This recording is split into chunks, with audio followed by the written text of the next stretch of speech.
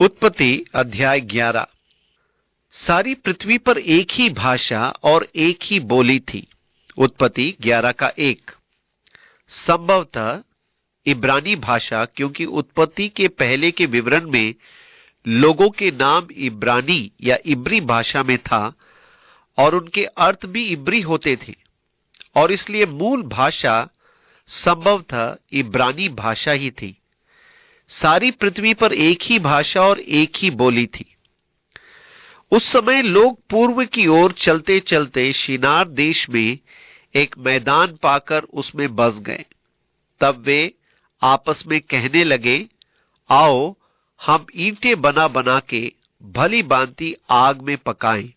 उत्पत्ति 11, 2 और 3 पद। अब ये एक दिलचस्प जानकारी है, क्योंकि यह दिखाती है कि जल प्रलय के कुछ ही समय बाद उनके पास ईंटों को पकाने के भट्टे थे, और अपने घरों को पत्थर से बनाने के बजाय वे इस स्थिति तक आगे निकल गए थे कि ईंटें बनाकर पकाने के लिए भट्टों में रखते थे। वे उन्हें आग में भली भांति पकाते थे। अतः कच्ची ईंट से मकान बनाने के स्थान पर वो पकी हुई ईंटों से मकान बनाते थे। ये आश्चर्य की बात तो लगती है, पर पवित्र शास्त्र बाइबल बता रही है कि वे आग में पकी ईंटों और मसाले से अलग अपने मकान और मीनार बना रहे थे। निनवे नगर, बेबीलोन नगर निम्रोद के समय में ही पकी हुई ईंटों से बनाया जाना आरंभ हो गए थे। फिर उन्होंने कहा, आओ हम एक नगर और एक गुम्बद बना लें, जिसकी चोटी आकाश से बातें करे। इस प्रकार से हम अपना नाम करें, ऐसा ना हो कि हमको सारी पृथ्वी पर फैलना पड़े। उत्पत्ति 11 का 4। अब परमेश्वर की आज्ञा वास्तव में यह थी कि पृथ्वी में भर जाओ। इसलिए ये काम जो वे लोग कर रहे थे वो वास्तव में परमेश्वर की आज्ञा को उलट देने जैसे काम था। ऐसा न हो कि हमको सारी पृथ्वी पर फैलना पड़े। आओ एक साथ मिल जाएं, आओ इस क्षेत्र में एक साथ बस जाएं, हम सब यही एक साथ रहें कि पृथ्वी पर ना फैलना पड़े। जब लोग नगर और गुम्बद बनाने लगे, तब इन्हें देखने के लिए यहोवा उतर आया। उत्पत्ति 11 का 5। अब पुनः हम परमेश्वर की गतिविधियों का मानवीय रूप से वर्णन कर रहे हैं कि मानो परमेश्वर उतर रहा था और उन सब कुछ को देख रहा था। वास्तव में परमेश्वर सर्वव्यापी है। जबकि उन्होंने गुम्बद और नगर बनाने का विचार ही किया था, परमेश्वर तभी से सब कुछ जानता था। दूसरे शब्दों में वो उनकी गतिविधि को ध्यान से देख रहा था। और यहोवा ने कहा, मैं क्या देखता हूं कि सब एक ही दल के हैं और भाषा भी उन सब की एक ही है, और उन्होंने ऐसा ही काम आरंभ किया, और अब जो कुछ वो करने का यत्न करेंगे उसमें से कुछ भी उनके लिए अनहोना न होगा। उत्पत्ति 11 का 6। वे एक धर्म तंत्र का विकास कर रहे थे। अति संभव है कि परमेश्वर ने आकाश में मूल रूप से सितारों, तारामंडल को चिन्हों के लिए रखा था, और सुसमाचार वास्तव में राशि चक्र में दिया गया था। परंतु जैसे कि शैतान ने हमेशा ही परमेश्वर की बातों को तोड़ मरोड़ कर उनका गलत अर्थ लगाया, इस कारण वो मूल संदेश जो परमेश्वर ने आकाश में युगों के लिए अपनी योजना पूरी करने हेतु रखा था, उसको शैतान ने दूषित कर दिया, बिगाड़कर आधुनिक कहा जाने वाले ज्योतिष शास्त्र बना दिया, जो उस काल विशेष में बाबेल में आरंभ हुआ, जहां वे इस गुम्बद या मीनार को एक वेधशाला के रूप में बना रहे थे कि लोग तारामंडल को आकाश में देख सकें। परंतु यह नितांत संभव है कि मूल रूप से वहां सितारों में सुसमाचार निहित था, अर्थात मनुष्य के लिए परमेश्वर का संदेश उन तारों में विद्यमान था। अब ऐसा प्रतीत होता है कि ज्योतिषी जो पूरब से बालक यीशु को ढूंढने आए थे, वे आकाशीय तारामंडल के चिन्ह सटीक रूप से पढ़ रहे थे। हमने पूरब में उसका तारा देखा है और उसको दंडवत करने आए हैं। वे उन चिन्हों को जिन्हें परमेश्वर ने आकाश में रखे थे सही रीति से पढ़ने में सक्षम थे। अब बाइबल कहती है कि परमेश्वर ने आकाश में सितारों को चिन्हों एवं मौसमों या ऋतुओं को जानने के लिए रखा है और इसकी अत्यंत संभावना है कि वहां तारों में परमेश्वर का संदेश था, परंतु उसे आज के आधुनिक ज्योतिष शास्त्र में उलट पलट कर दिया गया। और ये फेरबदल उस समय आरंभ हुई थी जब मनुष्य ने अपने जीवनों पर परमेश्वर के प्रभाव की ओर देखते रहने के बदले तारामंडल अर्थात नक्षत्रों की ओर देखना आरंभ कर दिया। जैसा कि आजकल के ज्योतिषी तारों ग्रहों की अवस्थिति से मनुष्य का भविष्य फल बताया करते हैं, इसलिए परमेश्वर ने अपने वचन में ज्योतिष शास्त्रियों को, ग्रहों को देखने वालों को, मासिक शकुन विचारने वालों को तुच्छ कहता है, अर्थात उनको जो तारों के प्रभावों एवं शक्ति से अपने जीवनों के संचालन, लाभ इत्यादि को गिनते हैं। परमेश्वर यशायाह की भविष्यवाणी में तो इसके विरुद्ध बड़े कठोर शब्दों में बोलता है, परंतु ये एक प्राचीन पुरातन प्रथा है जिसे आज व्यापक उपयोग में लाया जा रहा है।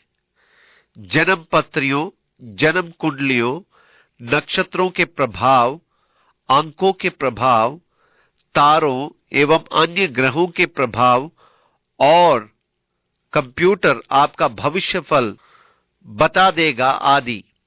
परंतु इस संभावना से इनकार नहीं किया जा सकता है कि आरंभ में परमेश्वर ने विशुद्ध रूप से तारामंडल को दिशा निर्देशन एवं चिन्हों के रूप में ठहराया था कि वे परमेश्वर का सच्चा संदेश दे, परंतु समय बीतते इसे लोभ के निमित्त बदला दिया गया कि मनुष्य गलत फायदा उठाए।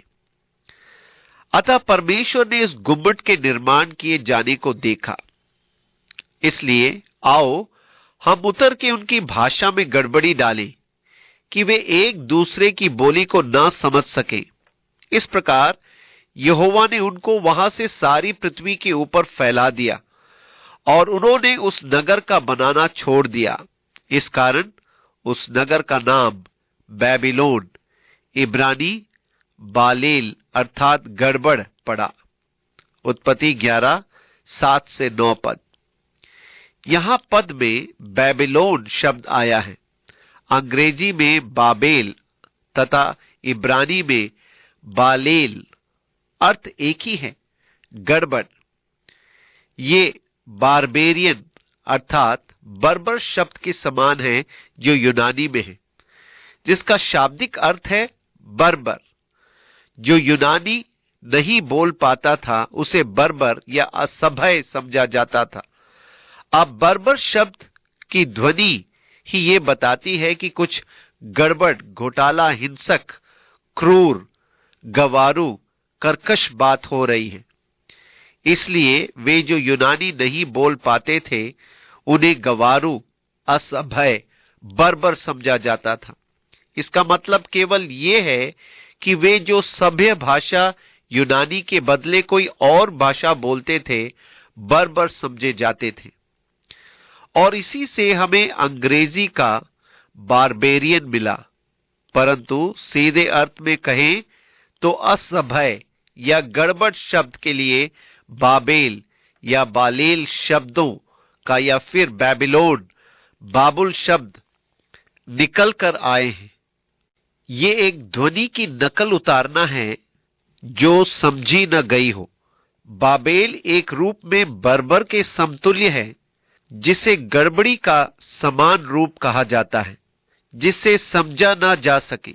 ये एक उलझन पैदा करने वाला शब्द या समझ की कमी का अर्थ। इसलिए उन्होंने उस स्थान का नाम बाबेल, बाबुल, बालेल कुछ भी बोले रखा, जिसका अर्थ होता है गड़बड़।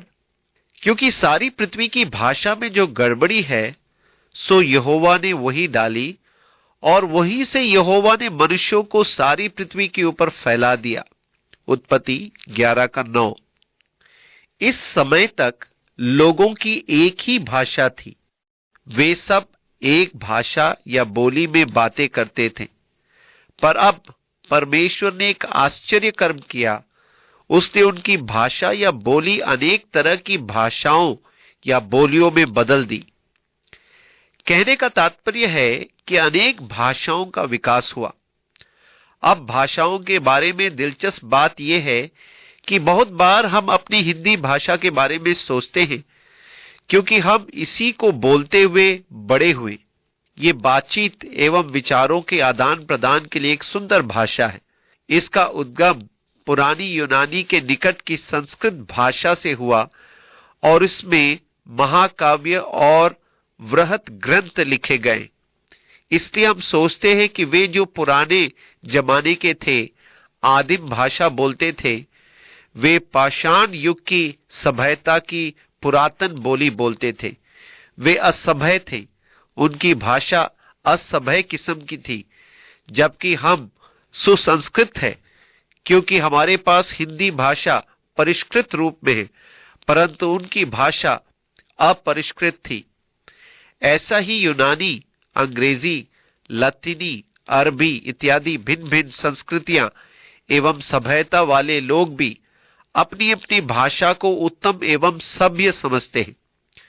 हम अपनी भाषा को उच्च कोटि की बताते हैं। हम सोचते हैं कि उनकी भाषा तो बड़ी असभ्य रही होगी, परंतु सत्य तो यह है कि अनेक प्राचीन सभ्यताओं की भाषा अत्यधिक जटिल रही थी, और इस कारण आदिकालीन सभ्यता में रहे लोगों की भाषाओं का अनुवाद करना भी एक कठिन काम है, क्योंकि स्वर एवं व्यंजन एवं व्याकरण की समस्या उठ खड़ी होती है।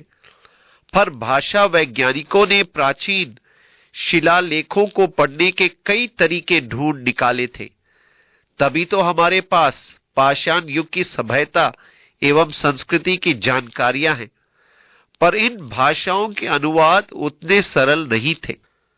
आप सोचते हैं, ओह, एक भाषा की दूसरी भाषा में अनुवाद करना सरल काम है, पर आपको मालूम ये उतना सरल नहीं है जितना हम सोचते हैं। अब मान लीजिए कि आप इस वाक्य का अनुवाद अपनी भाषा में कर रहे हैं, वो पुरुष चर्च गया। अब यहां आपको पुरुष शब्द का भावार्थ जानना होगा, क्योंकि उनकी भाषा में पुरुष शब्द के कई भावार्थ होते थे। उदाहरण, एक पुरुष जिसे आप अच्छी तरह से जानते हैं। दूसरा, वो पुरुष जिसे आप जानते तो नहीं परंतु पहचानते आवश्यक है। यह भी था कि यदि आप उस पुरुष को पसंद करते हैं तो उसका भावार्थ अलग होगा, और यदि नहीं तो उसका भावार्थ अलग।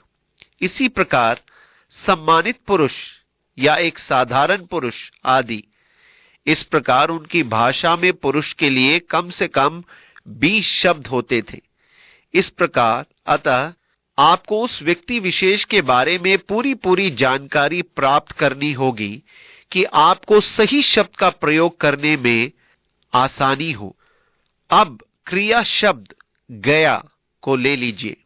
क्या वो जीवन में एक ही बार चर्च गया था, या वो कभी कभी चर्च गया था, या क्या ये उसका दैनिक अभ्यास था, या वो कभी चला जाता था?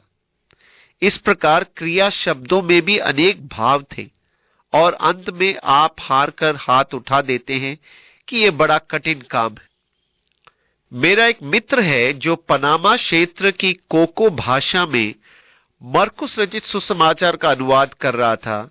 जब वो यीशु के उस वृत्तांत का अनुवाद कर रहा था जिसमें उसने मिट्टी में थूका और उस मिट्टी को अंधे मनुष्य की आंखों पर लगाकर उससे कहा कि वो जाकर शीलो के कुंड आंखें धो ले, तब उस आदिवासी ने जो उसका सहायक था पूछा, उसने थूका कैसे था? क्योंकि थूकने के अनेक तरीके हैं। अंग्रेजी में तो थूकने के लिए एक ही शब्द है, परंतु उनकी कोको भाषा में थूकने के अनेक शब्द हैं। आप कौन सा शब्द काम में ले? तब उसने पूछना आरंभ किया, क्या उसने मंत्र पढ़कर थूका था या मिट्टी को हाथ में लेकर थूका फिर उसे साना, या उसने जमीन पर थूक के उसको गीला किया? क्योंकि थूकने के हर एक तरीके के लिए उस भाषा में एक अलग शब्द था। हम तो इस बारे में कुछ नहीं जानते। अतः देखिए भाषाओं में कैसी जटिलता होती है। ये एक रोचक बात है कि किसी सभ्यता में, चाहे वो कितनी भी पुरानी हो, विचारों में आदान प्रदान के लिए बड़े कठिन तरीके हैं। वे चाहे आज की तुलना में असभ्य ही क्यों न माने जाएं, विचारों के आदान प्रदान में उनकी भाषा अत्यधिक विकसित है। वे आवाजें निकालें, लय में बोले या जैसे भी करें, अपने विचारों को भली भांति समझा देते हैं। यह मनुष्य का एक विशेष गुण है जो उसे जानवरों से अलग करता है। जानवरों के आदान प्रदान के लिए ऐसी कोई जटिल भाषा नहीं है। इसलिए मनुष्य चाहे कैसी भी प्राचीन सभ्यता का रहा हो, उसके पास अपने विचार व्यक्त करने के लिए एक ही भाषा रही है। इस प्रकार यहां भाषाओं के अलग अलग हो जाने का उल्लेख किया गया है। मूल भाषा समूहों के अलग हो जाने के बाद उन मूल भाषाओं में भी अनेक परिवर्तन आए। एक ऐसी भाषा का भी विकास हो गया जिसे रोमांस की भाषा कहते हैं, जो भावनाओं का प्रदर्शन करती है। हम ये भी देखते हैं कि अनेक भाषाओं में समानता होती है। जैसे मणिपुर का निवासी बंगाली पढ़ लेते हैं और आंध्र प्रदेश का निवासी कर्नाटक की भाषा समझ लेते हैं। अतः हम देखते हैं कि आज की समस्त भाषाओं के स्रोत मूल भाषाओं में हैं। इन मूल भाषाओं को परमेश्वर ने उत्पन्न किया था और उसके बाद मनुष्य भाषाओं के आधार पर विभाजित हो गया और पृथ्वी पर फैल गया। अब हम इब्राहिम तक आकर रुक जाते हैं, क्योंकि इसी ओर हमारे वृत्तांत को आगे बढ़ना है। शेम की वंशावली यह है, उत्पत्ति 11 का 10।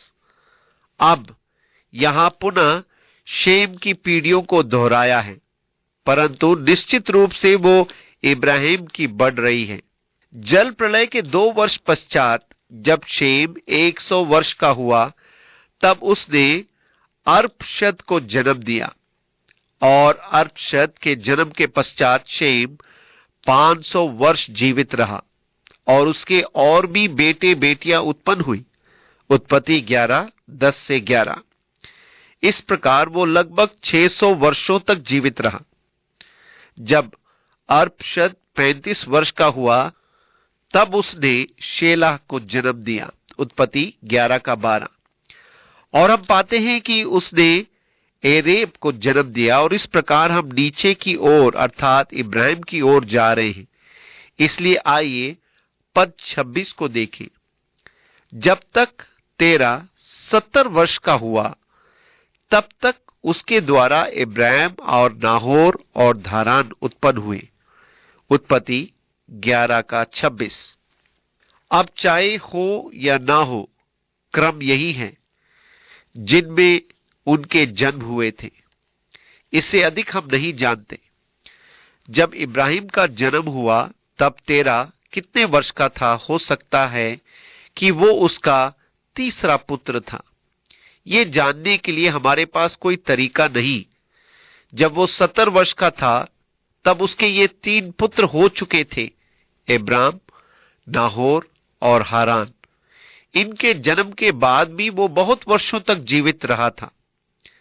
तेरा की वंशावली यह है। तेरा ने अब्राम, नाहोर और हारान को जन्म दिया और हारान से लूत का जन्म हुआ।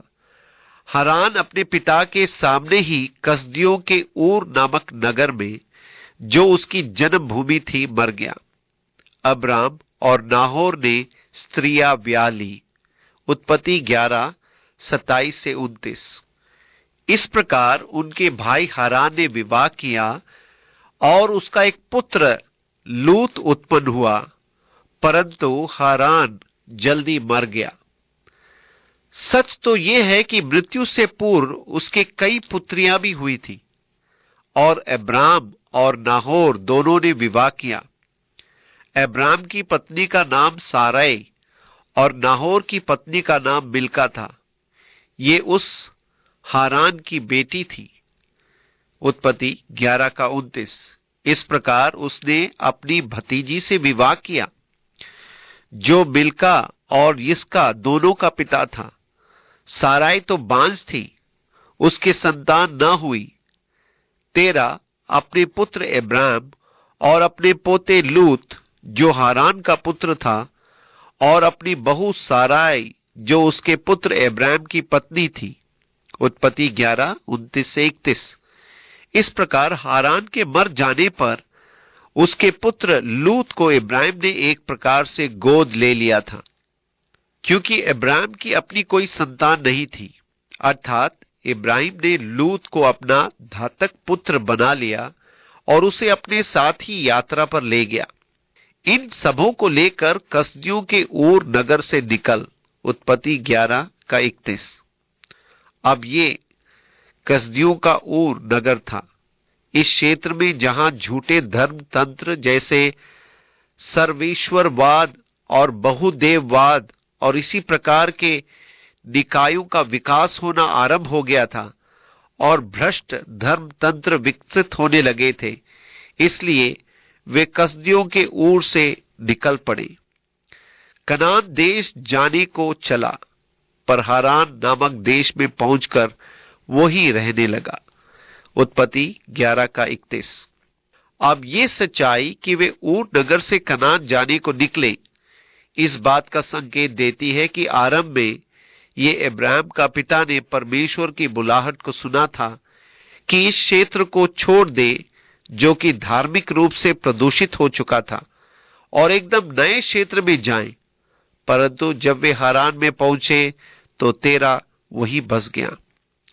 जब तेरा 205 वर्ष का हुआ तब वो हारान देश में मर गया। उत्पत्ति 11 का 32।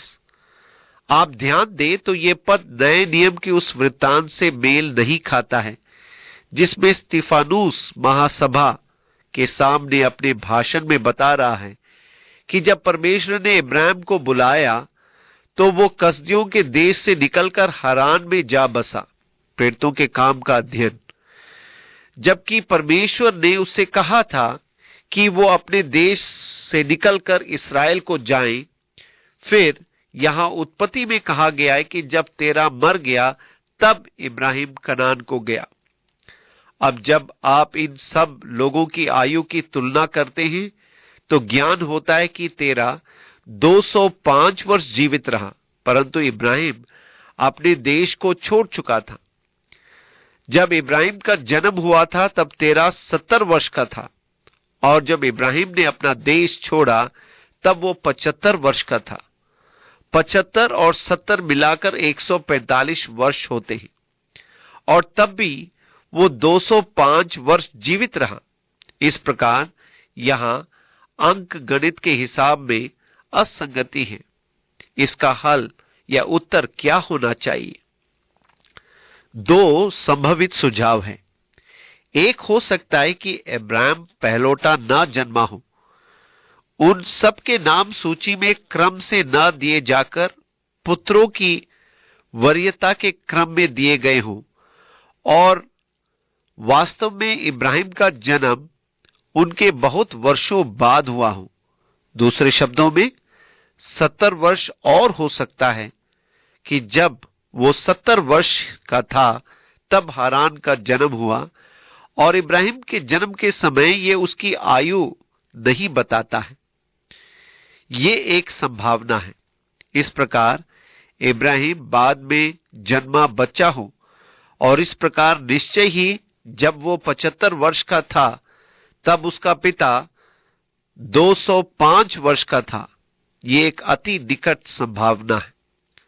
दूसरी संभावना यह है कि स्तिफानुस आत्मिक भाव में बोल रहा होगा कि जब उसका पिता मर गया। आपको स्मरण होगा कि एक जवान ने यीशु के पास आकर कहा था, मैं तेरे पीछे हो लूंगा, पर पहले मुझे अपने पिता को गाड़ने दे। और यीशु ने कहा, मुर्दों को अपने मुर्दे गाड़ने दे। पर तू मेरे पीछे हो ले। मत्ती 8:21 और 22। अब पहले मुझे अपने पिता को गाड़ने दे एक सर्वसामान्य बात थी। इसका मतलब यह नहीं था कि उसका पिता मर गया था। यह बात भी नहीं थी कि यीशु एक पिता के लिए अपमान या निरादर दिखा रहा था जो कि मर गया था, पर यह उस जमाने में कहने का एक ढंग था। किसी व्यक्ति के ये कहने का अर्थ वास्तव में यह होता था, ये नहीं कि मैं अभी ये करना चाहता हूं, परंतु जब तक मेरा पिता मर न जाए। एक आगे के समय की बात कि जब पिता अपना पूरा जीवन जीकर मर जाएगा, तब उसे गाड़ कर तेरे पीछे हो लूंगा। ये एक आगे आने वाली बात को कहने का एक तरीका होता था कि उसे मानो अभी करना है। हो सकता है कि यह बात कहे जाने के समय उसका पिता पूरी तरह स्वस्थ हो सकता है कि आगे वो 50-60 साल और जिए, पर यह एक टलने या विलंब करने का एक सामान्य ढंग था। अब यीशु द्वारा उपयोगी किए जाने वाले वाक्य या अर्थ को जिस रूप में यह आम बात थी, उसी रूप में स्तिफानुस भी उपयोग कर सकता था, ठीक उसी भाव में। और ये कि जब वे हारान में आए तब तेरा आत्मिक रूप से मर गया, क्योंकि वास्तव में तो तेरा ने स्वधर्म त्याग करना आरंभ कर दिया था और वे झूठे ईश्वरों का उपासक बन गया था। इसलिए यह ऐसा हो सकता है कि वो तेरा की आत्मिक मृत्यु, आत्मिक जीवन के त्यागने को बता रहा है। और उस समय जब तेरा आत्मिक रूप से परमेश्वर के लिए मर गया, तब इब्राहिम ने जान लिया कि उसे अकेला ही आगे यात्रा पर जाना है। और फिर वो अपनी पत्नी सारे और अपनी भतीजे लूत और दासों को लेकर आगे बढ़ गया, और तब वे उस देश की यात्रा पर निकल पड़े जिसे दिखाने की प्रतिज्ञा परमेश्वर ने की थी। कसदियों के ऊर क्षेत्र से हारान को जाने का अर्थ था कि वे उत्तर पश्चिम में कोई 600 मील की यात्रा कर रहे थे। शेकेम में कनान देश हारान से लगभग 400 मील दूर था, जहां अंततः उन्हें अपनी यात्रा समाप्त करनी थी। परंतु इब्राहिम ने परमेश्वर की आज्ञाकारिता में कसदियों के ऊर की यात्रा करना आरंभ कर दिया था। वे अपने पिता के साथ ठहरे थे। तभी हारान में उसके पिता ने कहा होगा, देखो ये स्थान तो बहुत अच्छा है, क्यों ना हम इसी क्षेत्र में बस जाएं। ये तो बहुत बढ़िया है, फलदायक भूमि और उत्पादन के लिए उत्तम है। इस प्रकार परमेश्वर की मूल बुलाहट के विरुद्ध तेरा की आत्मिक पतन हो गया, अर्थात उसकी आत्मिक मृत्यु हो गई। और हो सकता है कि स्तिफानुस इस गहनात्मक बात को बता रहा था कि इब्राहिम ने जान लिया कि जब उसके पिता को पीछे छोड़ना है और परमेश्वर की बुलाहट की आज्ञा मानकर विश्वास में आगे बढ़ते जाना है, इसलिए जिस देश को दिखाने की प्रतिज्ञा परमेश्वर ने की थी, वो इस देश की ओर चल पड़ा था। इसलिए यदि वर्षों का आयु का कुछ हेर फेर दिखाई दे, तो आप अपने विश्वास से पीछे न हट जाएं, क्योंकि हारान, तेरा, इब्राहिम की आयु के हिसाब लगाने के तरीके भिन्न हो सकते हैं, परंतु परमेश्वर की बुलाहट अटल बनी रहती है। इब्राहिम इसका जीता जागता प्रमाण है।